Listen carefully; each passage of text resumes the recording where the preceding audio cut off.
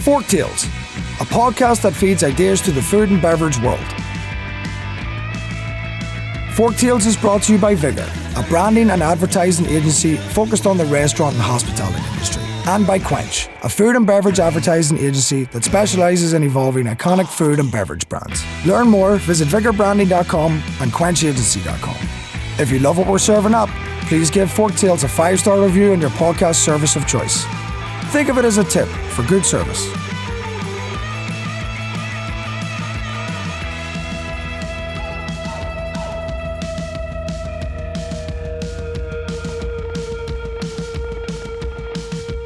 Well, hi, and welcome to another episode of Forktales. Today, we're joined by a friend of mine, a very visionary food entrepreneur who's redefining how Americans experience Indian cuisine. His name is Samir Malhotra, and he's the CEO and co-founder of Café Spice, a nationally distributed brand known for its globally inspired ready-to-eat meals. Samir, thanks a lot for joining us today. Thanks for having me, Michael. So, the founding and the evolution. Tell us a little bit about yourself and the founding of the Café Spice concept. So, I grew up in the family business and the restaurants, my parents were immigrants, came here, started Indian restaurants in New York City and Westchester. And, growing up, the family was all involved in the business. It's called Davat, was the number one Indian restaurant in Manhattan in the 80s and 90s. Wow. And, we all grew up working there. My sister was the hostess. I was the coat check. My mom was doing something. My dad was in schmoozing. And, growing up in the restaurant business, we saw that Indian food, my dad was really early with Indian food in the United States. And he saw like a gap in the market for there was either really formal or super casual, right? Right. And so he found a little gap in the market in between, and that's when Café Spice, the restaurant company, started. And that was in 1998, opened by NYU, and it was like a bistro-style Indian concept. A lot of colors, we'd seen these type of things in the UK. I was at Babson College studying entrepreneurship, did a business plan on expanding the Café Spice restaurant group and using a commissary model to do it. And when I graduated college, joined the restaurant business, came right into the family business. And we had a commissary that we opened with that plan, standardize the recipes. Getting chefs was the hardest part when it came to Indian food. So, standardize the recipes. We opened a restaurant in Philly. We opened a restaurant in New Jersey. We had Express Outlet in Grand Central, MIT. We'd gotten to about 8-9 restaurants at that point, the Express concept as well as the bistro concept. And Whole Foods Market, just fast forward a little bit, 2002, decides they're going to open an Indian store, a supermarket in Columbus Circle. Yeah, I remember when it opened, yep. Yeah, it was in 2002 or 2003. And they put it in the newspaper. They had Lydia Bastianich coming to do the opening, the ribbon cutting, and then they put in the newspaper that they're going to have Indian food out every day. My dad and I visited the store, and they weren't able to keep up with it. They're trying to make it from scratch, which we were like, hey, we have these restaurants, Café Spice restaurants, Dabat, the number one restaurant in the city. We have a commissary that could help you guys with this for the store. Capacity, right. Yeah, we have the capacity. We can make the Indian food. And that's where the entire business changed. The family business changed completely. It was we were making Whole Foods their food for that one store on their hot bar, and now fast forward to 20 years later, we make the Indian food for their hot bars in every store in the country, and we're very proud of that. And that's awesome. We no longer have restaurants. Got out of the restaurant business, although the name Café Spice stuck. But that's where I, with my father's support, took the business in a different direction, where we started being a manufacturer of authentic Indian cuisine and other things, which we'll get to later. But and then we launched the Café Spice CPG brand, which is the grab and go meals, which you referenced in your intro, also available nationally. So it's in different supermarket chains.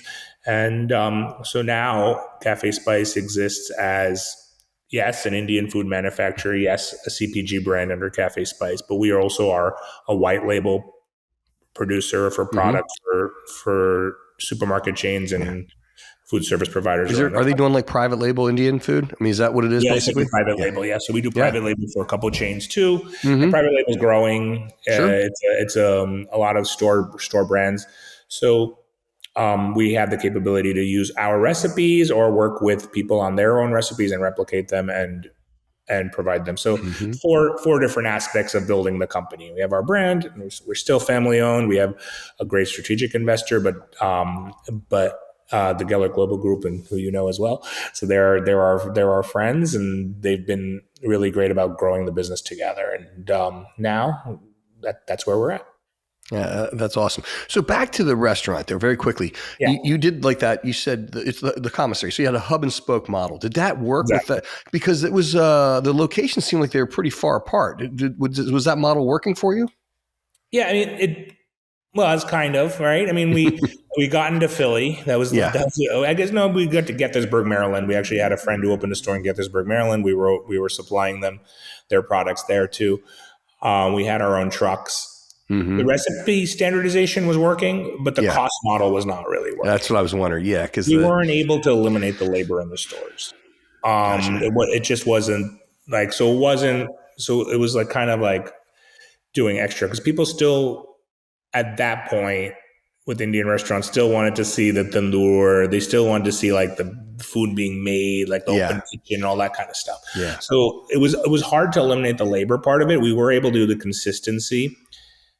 And maybe we gave up too early, right? I mean, at the end of the day, because now you do see it, like you need to standardize. You need to standardize growth. That you and I were talking about a couple of weeks ago when we met about co-packing. Like a lot of restaurant chains now are looking at us to standardize, but they look at standardizing things like grains, sauces. They still need that little bit of element of action. Yeah. Our restaurants needed that element of action, so it didn't really work there. If we went all in, maybe we would have been able to figure it out. But I think taking my eye off the ball from the restaurant, because growing up in retail and wanting to do something different kind of put us in a different direction too. But I think if we really focused on it, it would have worked. But at that high end restaurant, it wasn't. That's why I said earlier, the express outlets were a little different because those you could do, right? You can do like a steam table. It's kind of like how a hot bar works at Whole Foods, right? It's just picking up like a buffet. Yeah, and I love the background of the the family, the ethnicity, just bringing that stuff forth. Like my family, my wife's family is Greek, and they all had restaurants. So the whole idea of growing up in a restaurant, literally like the dishwasher's your babysitter, you end up taking the trash. I mean, it's just a part of the family, right? And it's just a cool thing and you see this a lot of times where, it evolves from that one restaurant to an idea to a successful company. I think it's just a phenomenal story. I think it's just a very admirable one, and it's neat to bring the culture forth. Yeah, we laugh about it. Like my wife laughs about it because like we're doing school pickup and this thing and that thing. And like, yeah, you're right. It's like the dishwasher's your babysitter. It's like, everybody was my uncle and aunt. Was like, right. That's right. Somebody else is picking me up from school every day. It's like, that's funny, and it's because it's true. It's just a way of life, and it's awesome. So let's talk about culture. What's the culture like at Café Spice? How did you create that culture, and how do you maintain it now?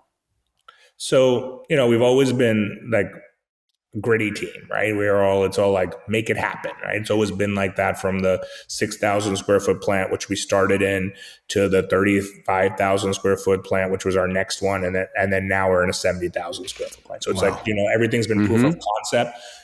Get it done, and yes, we've had mishaps. Nature of entrepreneurship, right? I mean, the nature of an entrepreneur, we make mistakes. Sure, but yeah, the grittiness of the team and like the fact that my COO has been there for 17 years, my director of food safety has been there 17 years. It's like, it really has been the culture. So culture is grittiness and culture is safety. So I've referenced this a few times in some articles and stuff like that, but as restaurateurs, you're creating food that's going to be consumed within an hour, within a half an hour. Maybe they take it home and they eat it and put it in their fridge and eat it the next day. Here, we're making food that's going to be frozen. We do a lot of refrigerated fresh. Like we're creating products that are going to consume later. So food safety was something as restaurateurs we didn't really know. So we built the entire team with that background in food safety, where from airline catering and things like that, where they know, like, the food science is the most important part.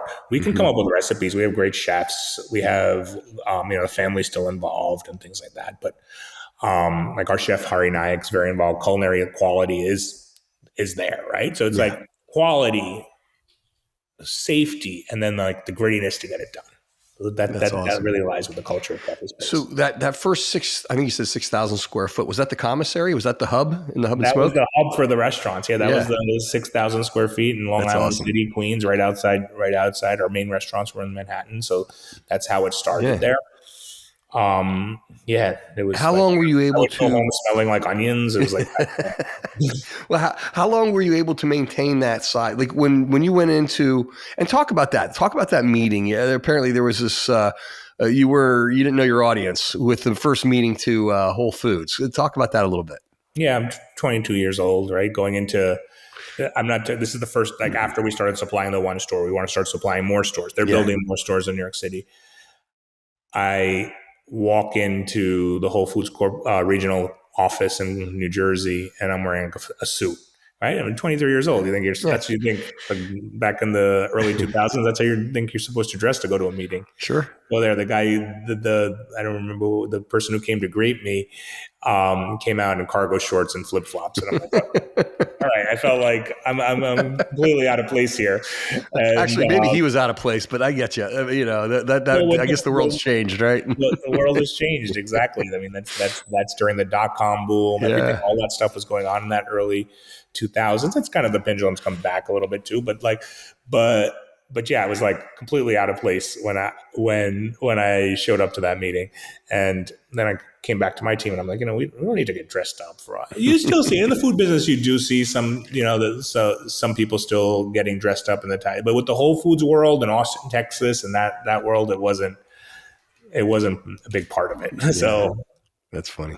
Now we're in polo shirts, and there you go. Yeah, everyone's casual. So I want to ask you a question on the culture thing, because this is like a little bit of. I can empathize with the situation. I've been doing this for a long time. I started my first agency 33 years ago, and it was different. I mean, you talk about gritty. I mean, we were a startup.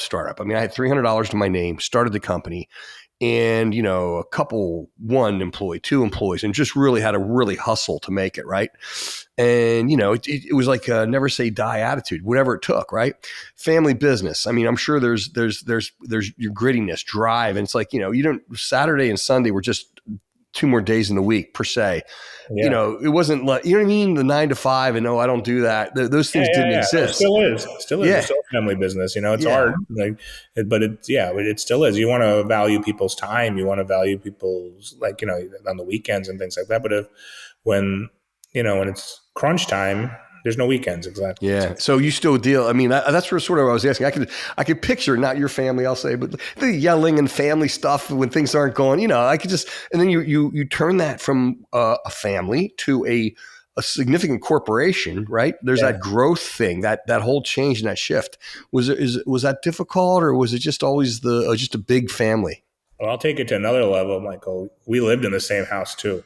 Oh, wow. So it was like, now we don't anymore, but like when I got married, my wife moved in with my parents, and it's an Indian cultural thing, right? I mean, you take care of your parents as they take care of you. And for many years, especially during the growth stages, we were fully, before I brought in the investor, we were fully family funded. Mm-hmm. So there was a lot of a generational battle between 30-year difference between me and my dad. We're best friends, but but at the end of the day, when it comes to work or during the tough periods or during things, there were battles, and then those do trickle to the office too, as much as to the office and home. So my dad didn't come to the office every day. I came home and I would give him an update. And when he'd come to the office, I'm sure if you ask some of our employees, they've seen battles, right, at the end of the day between me and my dad, and at home for sure too. Yeah. Until my son was born, and then we tried, that was about 12 years ago, and so then we tried to keep work out of home as much as possible. That's always good to do, but it's And that's really still hard to involved.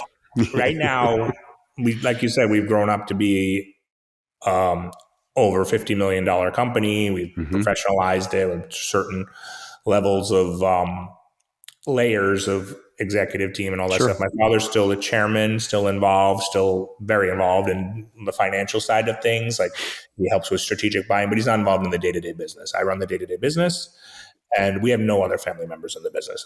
My sisters have their own businesses, and my mom's not involved. She used to be involved in the restaurants back in the day, quality control. That's And wild. my wife's no longer really involved. She helps. Yeah. She's a bounce board. But yeah, there was a stage where all of us were. Yeah. And still Makes me for and my interesting holidays, right? yeah, interesting holidays, exactly.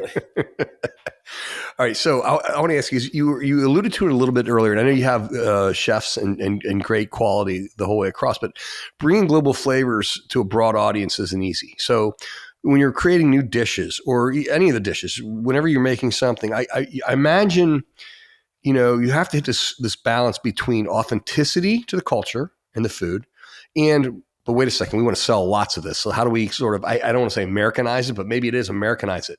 Like how do you reach that balance? Can you talk a little bit about that? We could go both ways with that, right? You could really spice it up. And again, Sure. generationally, nowadays spice is much more accepted. But Right. when we started the business, it wasn't, right? Mm-hmm. And people always have that mindset that Indian food is spicy. So the education piece was really important to me. Yeah. We have a great culinary ambassador. His name is Chef Hari Nayak. He's runs some of the greatest restaurants, and he's a consulting chef around the globe. Always doing something interesting. So he's got great ideas, but there's only so much. The world that we're looking at in the United States, national, Midwest, the West Coast, we need to go beyond the coasts. We need to be able to serve everybody. And so we do have to, I guess, tailor down some of the spice levels. Mm-hmm. A big part of the education piece for me is demos, from the marketing end. I feel like if I had to identify a certain amount of funds towards marketing, a level of it will be demo. I need people to taste the food. They need to taste it and realize how good it is. That's always the case. So rather than doing 50% off, $1 off promos, we look at, all right, let's focus on getting people to taste the food. It's Costco strategy. We don't do much with Costco, but they also have that strategy to get people to taste the food. But for us, it's more like, I need them to taste it to see how flavorful this is. And in the early days, my wife would do a lot of the demos herself. And it was funny. It would be the kids who would come because they're walking around the supermarket with the parents, try the food, and they'd be like, oh, wow, we really like this. And that was a surprising part there, where they're loving the food. They're telling mom and dad, pick up the chicken tikka masala or the saag paneer, right, which are more popular items. And that's getting that generation into it because they're more adventurous eaters. In addition, I focus very heavily on marketing to the college market because, again, the mindset is different. Younger, right? yeah. And if they're familiar with the Café Spice brand while they're in college, they can, they'll be, when they're young professionals or or they start a family, they'll be familiar with the brand when they get out. So a lot of focus has been spent on, let's get into the college C stores. Let's get Café Spice on campus. That's a big part of it. Well, and you started right by the campuses, right? The very beginning of the restaurants, right? So that's smart. And I joke about it that my business plan in college was to open a Café Spice in every college town. But I was able to bring capital costs quite a bit down when it came to that part by let's just get our Café Spice meals in every there you go. That's right. Then we built this giant plant, which capital costs went in a different direction altogether. But we'll get to that later. Well, it's funny because we all know it's really hard to scale up, and in food, typically any food brand, I've worked with lots and lots of food and beverage brands and know lots of manufacturers, and it typically starts out with, I made this sauce, or my grandmother made this product, or my uncle had this restaurant, or our family did this, and they scaled it. So, but it's really hard to scale up. Now, I'll say that it sounds like from day one, you always had an eye towards it. Even with the restaurants in the hub and spoke, you were looking at how do I scale? How do I create authenticity in large quantities? Is it hard to maintain that quality? You might see, say, a small batch home meal versus, your company. I mean, you're selling to all the Whole Foods.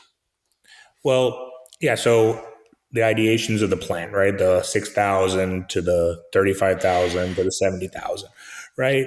Batches got bigger. Quality is the most important. The one thing that's the amazing part of Indian food, what we have is that it could take a beating, right? You could cook it down, whether it sits on a buffet for it, just the flavors are still there. The flavors come out in there. It really works well for the large batch cooking. At least the curries do, and the grains do, and things like that.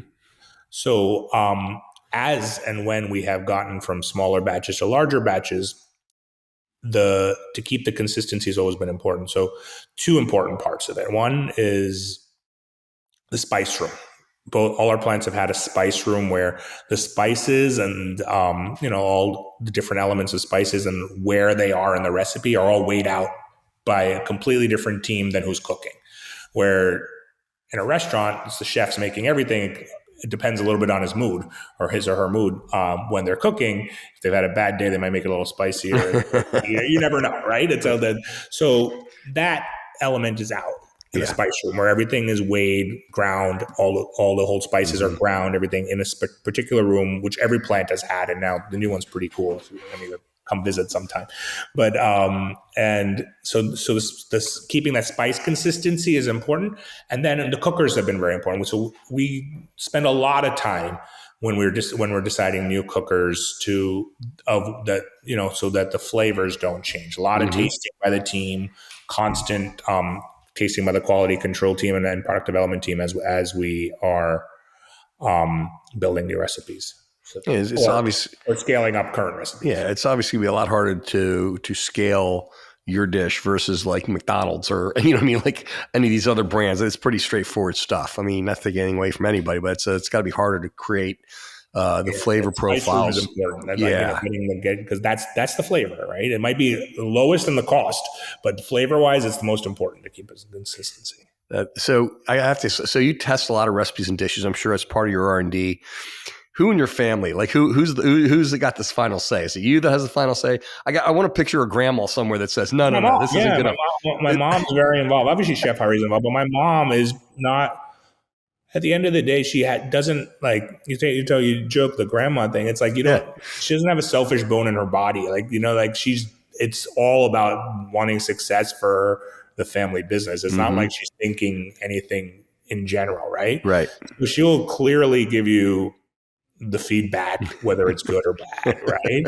And sometimes they have to but mom, this or but mom and that, I joke about it. It was on a podcast last week. I said the same thing, but my mom would have it if she could. She'd have us squeezing lemons for all the rather than buying pre-made lemon juice, right? And it had to get to a stage. Okay, so we have to have this conversation, Mom. We can't. We have to just can't do that. Yeah.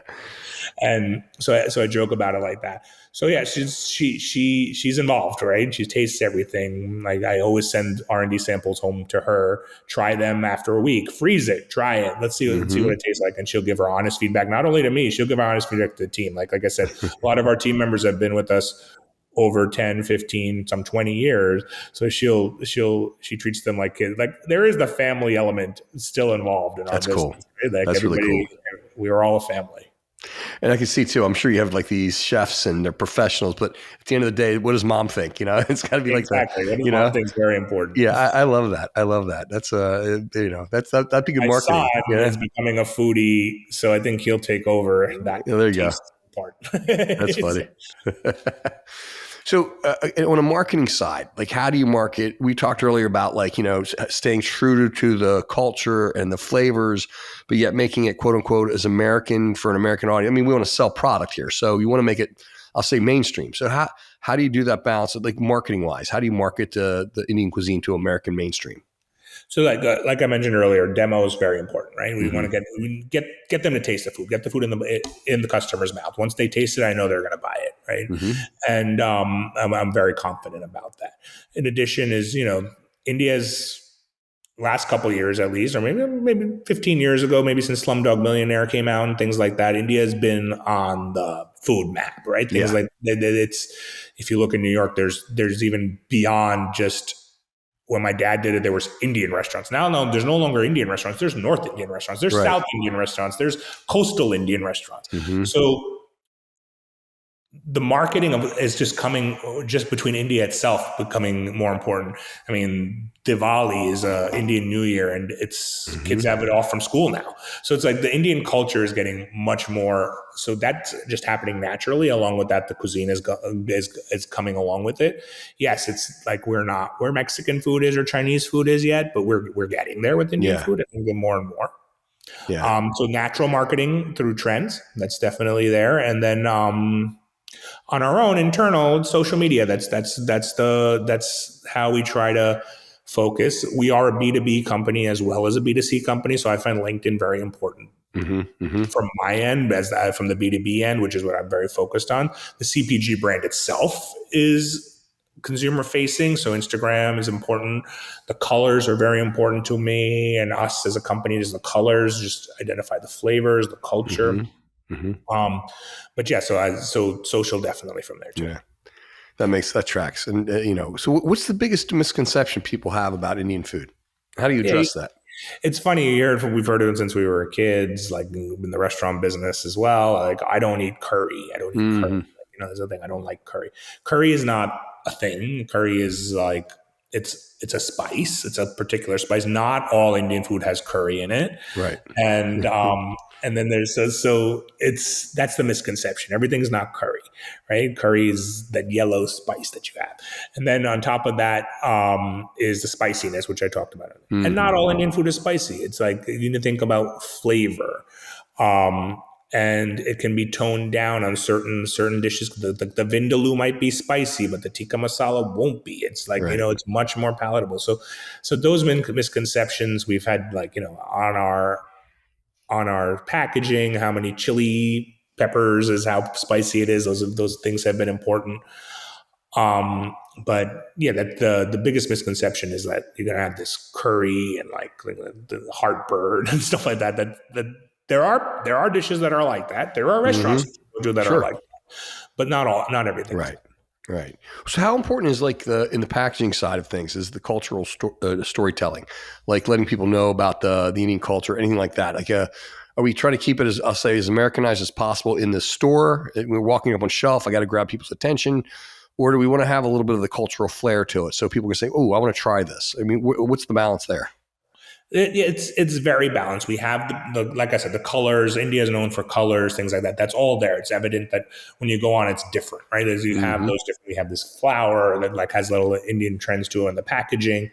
In our story is more on the lines of restaurant quality. That's for our brand specifically. Like, we're showing that this was our restaurant recipes, and this is what there's other brands this is my mom's recipe. Ours is more focused on like, this is the restaurant quality food that we're able to bring you to enjoy whenever you want at home. But the culture itself, we haven't really pushed heavy on the culture part. We have you use the word Americanized. I think I was born and raised here, so I don't have that intense tie to India. But because again, you get good Indian food here. The UK is somewhere where I still go get ideas there, because they're light years ahead of us when it comes to Indian food, from the restaurants as well as in the supermarkets, where it's just a regular part of their diet. Yeah. So I go get ideas. Very, very. And I'm glad that's what's happening over here, where Indian food is now becoming a regular part of. Maybe you'll have it once a week. Maybe it becomes part of the. And again, I go back again to college campuses, and college campuses now have Indian food. I mean, when I was in college, vegetarians didn't have. I mean, I wasn't vegetarian, but like vegetarians didn't have much option other than pizza and pasta. Now Indian food is a big element to hit those things. That's fantastic. So, I mean, Quench, is our food and beverage CPG company. And for like 16 years now, we've been doing food trends. How do you track trends, and what trends in global or ethnic cuisines are you most excited about right now? Because I'll tell you, this year in our trends report, we had all these more quote unquote world flavors that were coming to fruition that were like, the speed of the internet, right? They were coming, people were trying them. They were like sought after, and it was crazy. Some of them I had never even heard of at all. Like, I had to look up the pronunciation. That's how foreign they were to me. But I mean, it's a time that I think that is really, really accepting and really it's a trend. These flavors are a trend. And so how do you track them, and like what trends in the cuisine are most exciting to you right now? Yeah, we do a decent job of reading and like just about the trends, like the different um, publications, like you mentioned, like Yeah. and always reading, right, following the trends. I have my R&D team always visiting Mm-hmm. different places as they can, go to stores, see what's out there, see what's out there in restaurants, see what's out there in Mm-hmm. grocery, and that we can bring into prepared foods and things like that. Yeah, Indian food is always, like they always talk about it. Different parts of Indian food is a trend, right? And spice is always a trend. Now you're Mm-hmm. seeing trends like you're saying, like Filipino food is a trend right now, Mm-hmm. things like that.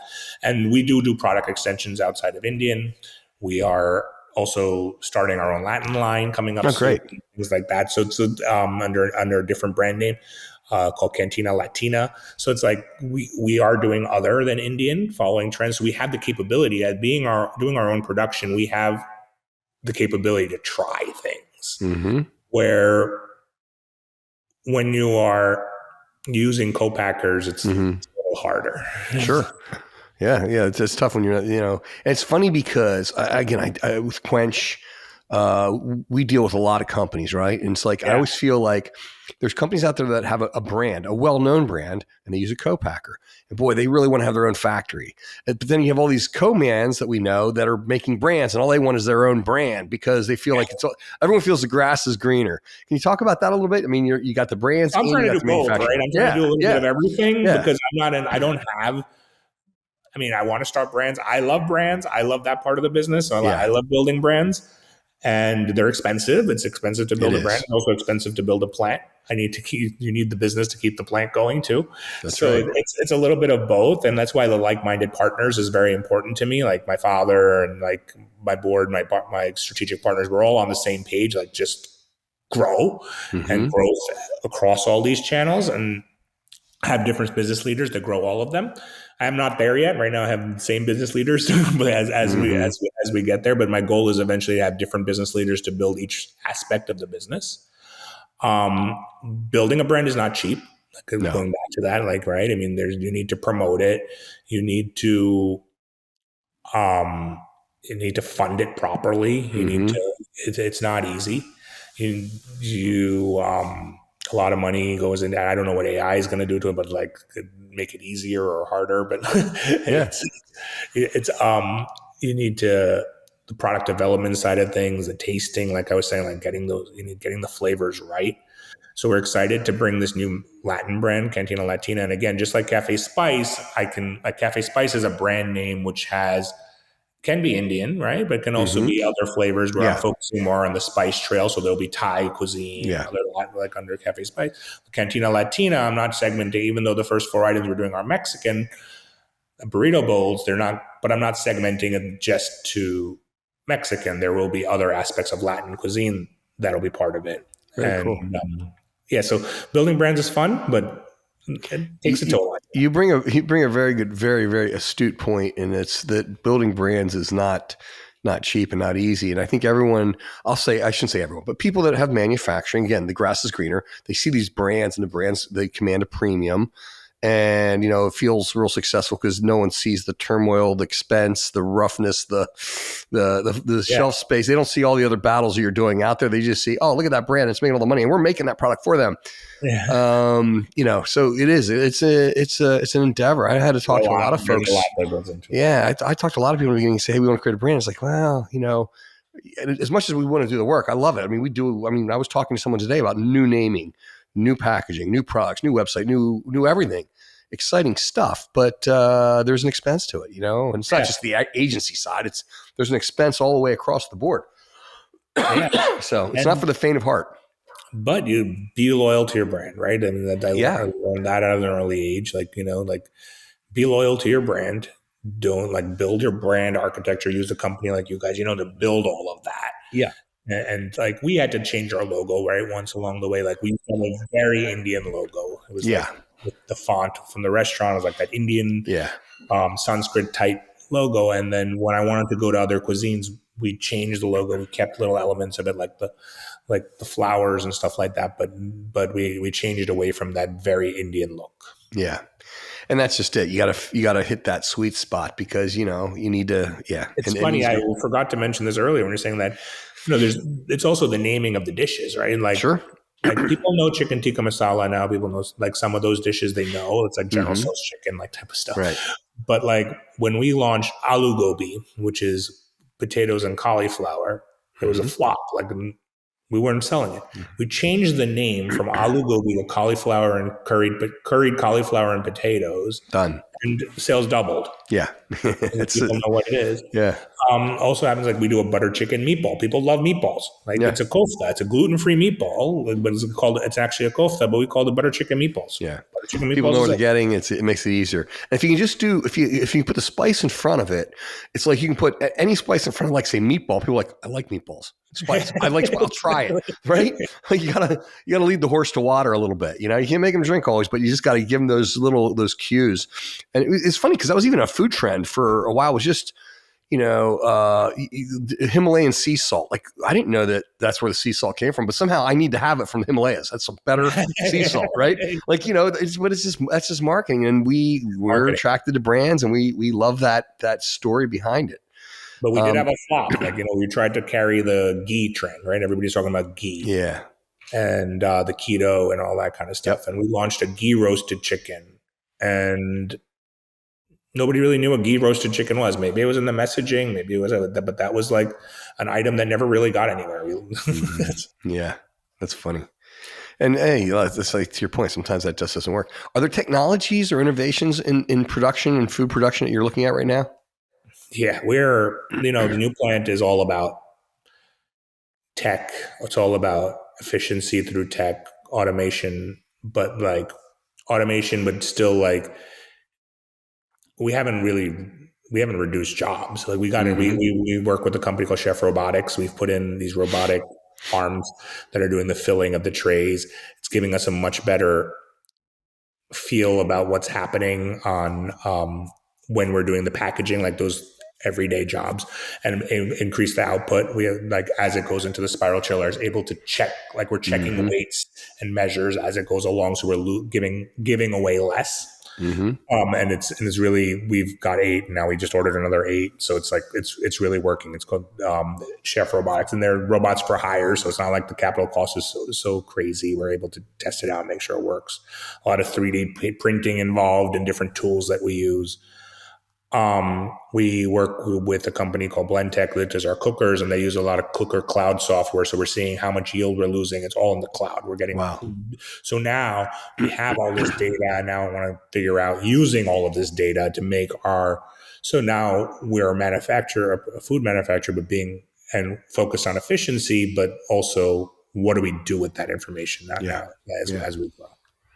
Well, it's funny. Like we have a we have a company called WildFig that has data analysts on board, data scientists, and we started that company and we kept it separate. I was going to bake it into one of the agencies, and it was an internal debate, and I lost the debate, and I'm glad I did, because we kept it separate. Because the thought was, would people really come for data analysis to an advertising agency? They were supposed to be the wild creative guys. Were they going to really trust it? So we had these really smart people that are data scientists in the company. So we created a separate company called WildFig. They sat on the side separately. I assumed that they would be doing helping us with marketing and the data revolving around marketing. The first project they were working on was really supply chain management for a food manufacturer, telling them what flavoring should be at what geographic area of the country, at what time, how much of it they should make, how much they shouldn't make. And really what we were trying to do is cut down on capital costs.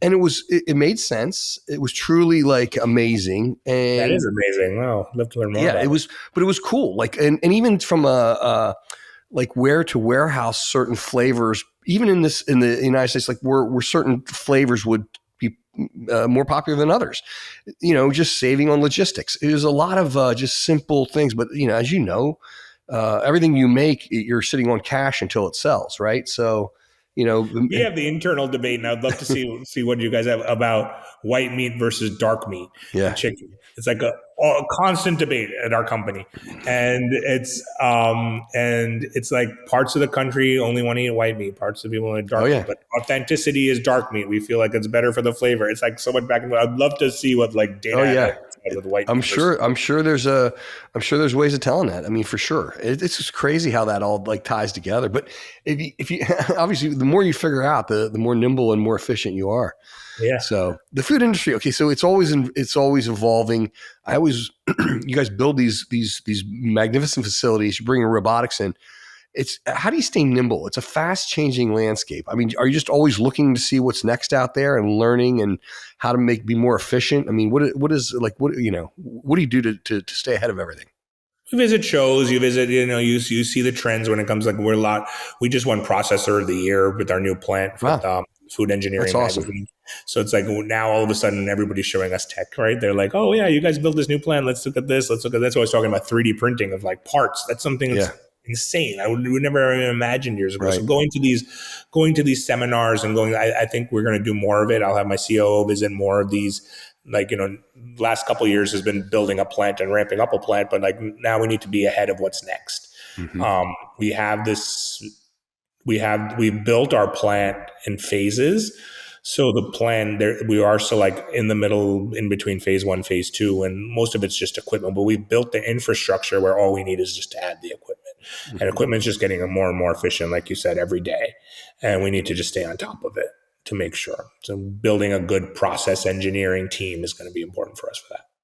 So, I mean, on that note, do people ever come to you with a product idea and ask you to like turn it into a business? Like the entrepreneurial side, do you mentor people that way? Does that ever happen? Sure, we're a co-packer, right? So obviously I'm getting a lot of introductions, but it's hard with my team, when we work with the team, because we need to quantify everything, right? We can't do the smaller stuff anymore. Mm-hmm. But as an entrepreneur and being a member of the Young Presidents Organization, it's an organization that we're both a part of, it's like there's people introducing me to people every day. Yeah. And like, oh, my friend made this sauce. Like you said, my mom has this sauce. I want to bring it to market. So you need to be able to like feed through what's real and what's not. A lot of food brands are born in farmers markets. And a lot of them have started there, and like seeing what works is very important there. So I'll mentor people, whether I can do it myself. That's great, but otherwise I would guide them in other directions.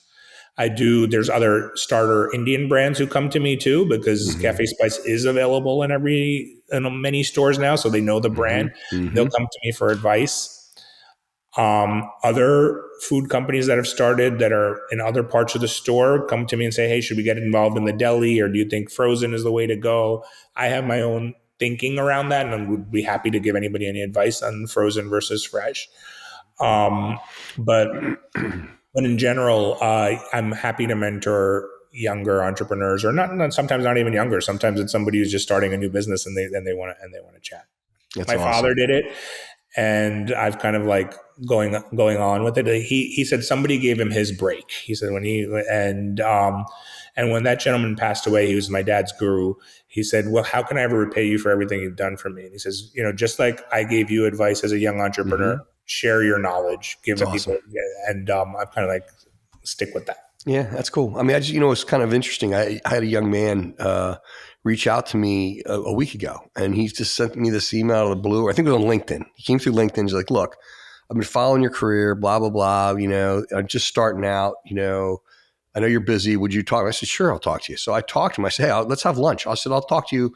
We can have lunch, quarterly. I'll be happy to teach you and help you. And, maybe you'll run me out of business one day, but that's fine. Right. I mean, that's good. It's fine. That's great. Not run me out of business, but and the gist of it, competition is healthy, but I'm happy to advise anybody.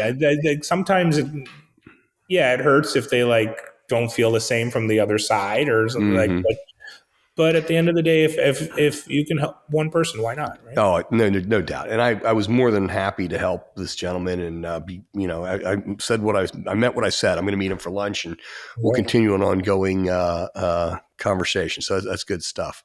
If you had to give one piece of advice to someone starting a food brand today, and that's a big general question, but what would it be? Yeah, I surround yourself with like-minded people is important, right? But also fill the gaps that you don't have, right? Right. Like I mentioned earlier, is like-minded people when it comes to the growth and the end picture, right? But at the end of the day, food safety is not my specialty. Bring in the team that has the food safety. Right. The finance might be somebody else's specialty. Bring in the team. Surround yourself with people who can really have the common vision, but can complement your vision. Not just yes men, not just Mm-hmm. like, oh yeah, we'll do whatever you want. No, we need people who will push us. And as an entrepreneur, I have a great vision, but not everything works, right? Not everything's a great idea. And you have enough false starts. So you need to be able to have that team that pushes you to the limit. So surround yourself by those people. That's awesome. You were talking to earlier, you mentioned like concepts starting in a farmer's market. We were very fortunate. I was fortunate a long time ago in my career. I get to work with Ann Byler, and it's Annie Ann's Pretzels, and she literally was a woman who would make pretzels at a farmer's market, and then went global. Basically, I mean, every airport, every mall, they were everywhere, and it was as simple as, when I say simple, I mean, the concept was as simple as that. I'm sure the infrastructure and to go global, The grind is still there. Yeah, the grind is real. Yeah. But I mean, it was such a very simple concept. She stayed true to it and made it the same way, and was able to replicate it, and obviously did quite well. But the other thing too, I'd say, if someone asked me about that advice. And the manufacturing, everything you said is obviously spot on. I also think it's great to have a story. Like you have one with your family. The culture, it's real. It's not like you're not some guy that just decided to make this. You didn't invent it. Right? As we're growing, that's important. Like, it's real important.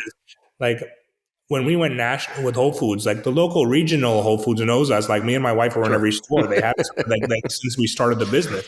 But now all of a sudden you're in California and nobody knows who you are. That's right.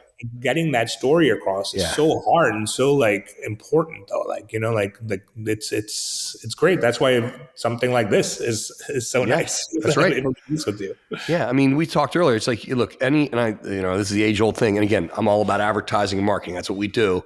But you got to get the product in people's mouths. If you don't make a great product, it doesn't matter how great the advertising is. They're not going to buy it twice. So the people got to taste it. You got to get in their mouths, but you got to get noticed. In order to get noticed, you have to have a good, you have great photography, all that stuff, but you have to have a great story. And you got to engage people. So I think it's super. And then get that story out and then use a way to get it out there. That's right. That's right. All right. So I got one last question. I ask this of every one of my guests, and thank you. You've been phenomenal. I could talk to you for hours. You're so easy to talk to. If you had one final meal, what would you eat and why? And it can't be your food. Can't be my food. Right? No. I'm a big pizza guy. It's like I'm a New Yorker. Yeah, New York. I was gonna say. Grew up on pizza. It's my comfort food. But you see all these trends with this, with the pizza, one bite pizza everywhere, going around the city and trying all the different pizzas. But the town I grew up, Irvington, New York, that Irvington pizza is still like that would be that's it. Yeah. You kind of grow up when you find that when you grow up on, it's like nothing's as good, right? It's just, and it is terrible. Not that it's about me, but my wife and I stopped at a place, and I won't mention names. We stopped at a pizza place locally to where we live. And you're right. There's nothing better than New York pizza. And I'm a Philly guy. New York pizza is the best.